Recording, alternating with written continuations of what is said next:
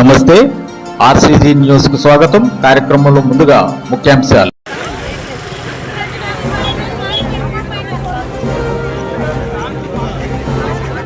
Photo కొట్టుకుంటాం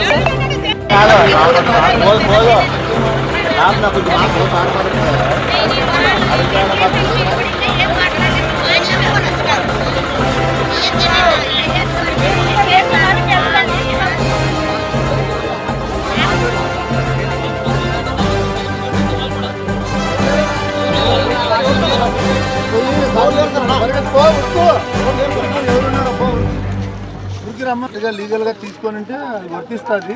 మీరు గొడవ పెట్టుకునే అవసరం లేదు. చక్కగా మీ దగ్గర ఉండదు అమ్మిన ఫ్లాట్ రిజిస్ట్రేషన్స్ ఉంటాయి కదా, అవన్నీ తీసుకొని చక్కగా పోలీస్ స్టేషన్ దగ్గరికి ఆడ కూర్చొని సీఏ గారు ఉన్నారు, కూర్చొని మాట్లాడి ఎవరికి ఏముందో అనేది పరిష్కారం చేస్తారు. గొడవ పడడం వల్ల లాభం ఏం లేదు. నేను ఏం చెప్తున్నా తల్లి, నేను ఒకటేమో ఇది అతనేం అమ్మినాడు, మీరేం తీసుకున్నారు అన్ని వెరిఫై చేసి పంపిస్తారు. పండి ఇడే ఒక్కరు ఉండొద్దు. ఇంకా కొట్లాడుతున్నా 30 సంవత్సరం నుంచి కొట్లాడుతున్నా. నా జీవితమే అయిపోయా, నా జీవితమే సర్వనాశనం అయిపోయా, నా జీవితమే చెడిపోయా, నేను జీవితమే చెడిపోయినది. నాకు ఎవరు చెప్పాలా చెప్పమ్మ? నా జీవితమే ఆడ గిట్టుడు సర్వనాశనం చేసినాడు. నా పైన మూడు కేసులు పెట్టినాడు. నా పైన నేనేం చేయాలా? దొంగోడికి చెప్పినాను నాకు ఎదురు అని. అయ్యయ్యో ఆ దొంగోడి శ్రీనివాసులు శ్రీనివాసులు ఇద్దరు కలిసి మా సేన్లో రాళ్ళు పాతల్లా అని ఇప్పుడు ఫ్రెష్గా వచ్చి మాతో గట్టిగా నాతో మాట్లాడుతున్నారు.